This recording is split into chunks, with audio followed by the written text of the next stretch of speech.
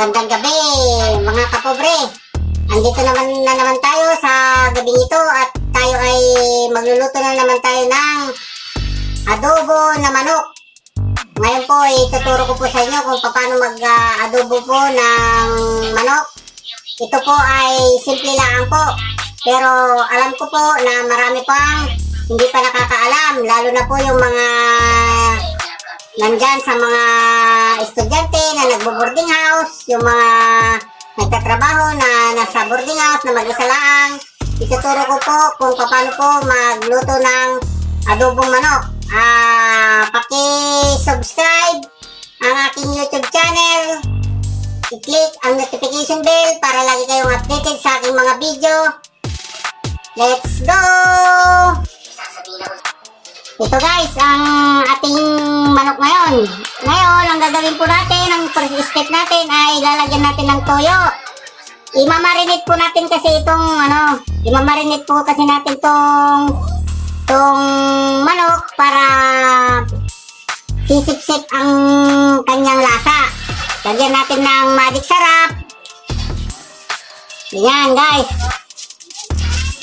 Marinate po natin muna ang manok para yung alat ay sisip-sip sa manok. So guys, lalagyan natin ng magic sarap. Ang nagpapasarap sa ating ulam, yung magic sarap. Kunti lang po guys kasi kailangan pa natin timplahin mamaya pag niluluto na. Lagyan po natin ng bitsin. Yan. Ito ay pang marinate lang ho. Ayan guys, to haluin lang natin para sumipsip yung alat ng toyo para lumasa. Mga ibabad lang natin po ito ng 3 to 5 minutes guys para sumipsip ang kanyang lasa. Umpisa na natin ang pagluluto ng adobong manok. So guys, unang gagawin natin ay lalagay po tayo ng mantika.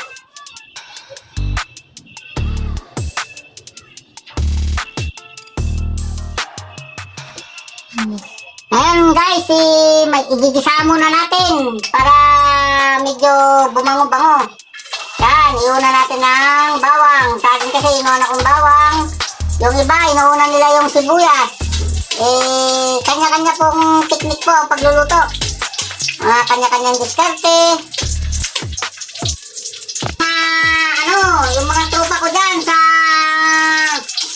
Naik, pa-shout out lang po. Lalong-lalo na sa aking kaibigan dyan na si Balsita at ang kanyang may bahay na si Rhea May Balsita. Pa-shout out po sa kanya. Mga tropa ko dyan sa mga indang, mga tropang Muhika, tropang Pirer, tropang Madlang Bayan. Shout out po sa kanila. Igigisa lang natin ang bawang. Hintayin po natin na magba-brown siya bago natin ilagay natin yung sibuyas. Yan guys, simple lang naman to ang pag-aadobo. Yung iba kasi na sabi nila hindi daw sila marunong, pero ang alam ko noon ay tinatamad lang siguro. Yan guys. Lagi nyo pong i-subscribe ang aking YouTube channel at click the notification bell para lagi kayong updated sa aking mga video. Pobreng Ilocano. Yan guys, yan, pag nag-brown na siya, sunod natin yung sibuyas. Yan guys. Sibuyas.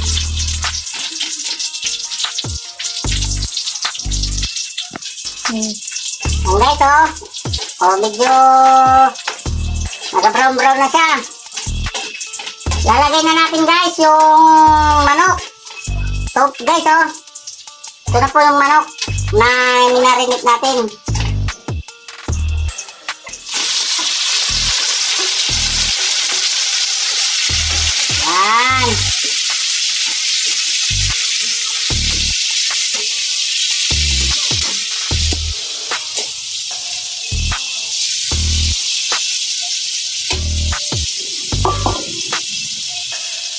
lagyan po natin ng dahon ng laurel.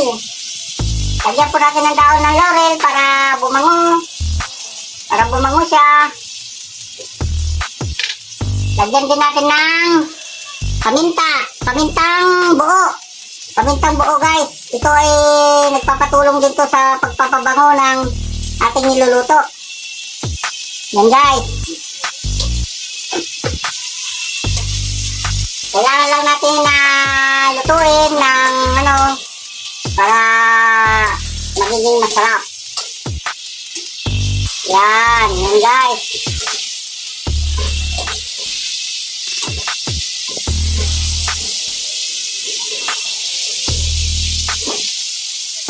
Guys, takpan lang natin guys ng tatakpan natin, hihintayin natin na lumambot ang ng manok. Yan, takpan natin guys. Lang natin, pahinaan lang natin yung apoy para hindi masunog yung ilalim kasi nilagyan natin ng toyo kasi pag pinalakasan natin ng ang apoy baka mamaya ang ating niluluto ay magiging na siya, yung magiging maitim. Yan guys. Habang hinihintay natin tong lumambot, siyempre, hindi natin makakalimutan sasayaw-sayaw. Guys, shout out sa mga taga La Union, taga Bawang, taga Baguio, taga Cavite, guys. Diyan sa mga, kamag-anak namin dyan sa Jensan. Shout out sa mga Bicolano, Ilonggo. Shout out lang po sa mga tropa kong nakapalo po sa akin, nakapag-subscribe. Salamat po sa inyong tulong, sa inyong mga suporta. Salamat po. At ako po hindi niyo po nakakalimutan, suportahan. Habang hinihintay natin na maluto ang ating niluluto doon sa kusina, manood muna tayo ng pelikula. Yan, ang aking nanood. Ang aking photographer na taga-video sa akin na lagi kong katulong sa pagbibideo. Ngayon guys, titignan na natin kung okay na ang ating niluluto. Yan, wow, sarap. Yan. Wow. Siyempre guys, hindi natin makakalimutan tikman ng ating kung ano ang lasa.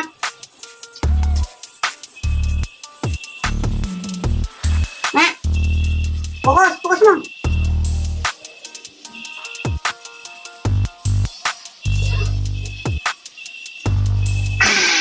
Sarap. Ngayon guys, siyempre, sa mga Ilocano, mahilig sa sili, lalagyan natin ng sili. Yan. Sili. Para medyo manghang. Lagyan din natin ng guys, para magiging sweet and sour. Asukal.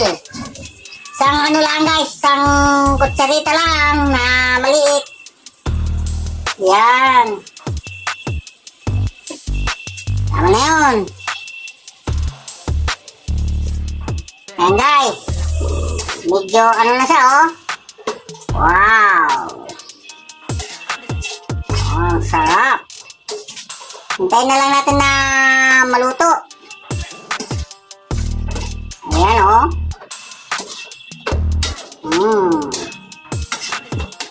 Ang sarap.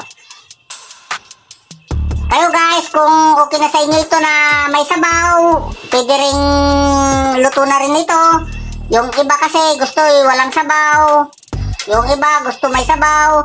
Kaya depende na po sa inyo kung anong gusto nyo. Basta ang mahalaga dito ay yung timpla ng pag-aadobo at kung ano yung gagawin ninyo.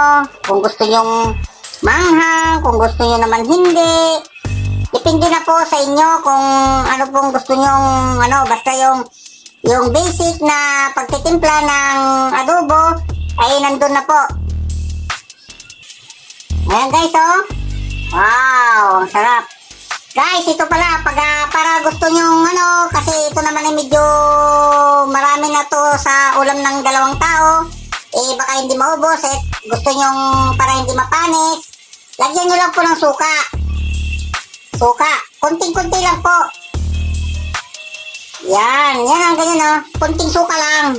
Kunting suka lang. Kasi itong suka na to, ito ang para hindi mapanis. Yan. Oh. Wow. Sarap, oh.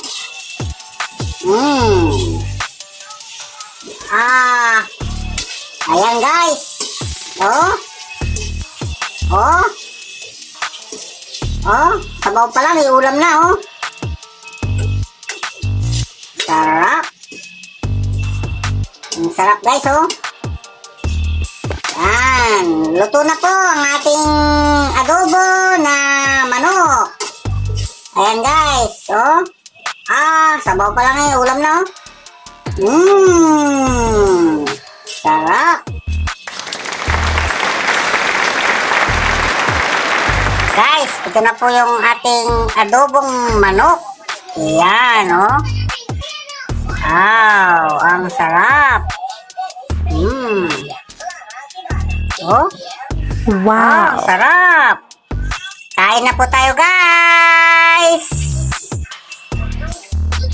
Yung mga hindi pa po nakapag-subscribe sa aking YouTube channel, please like, share, and subscribe my YouTube channel, Pobreng Ilocano.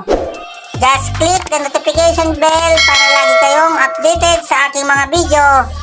Tara na! Kain na po tayo!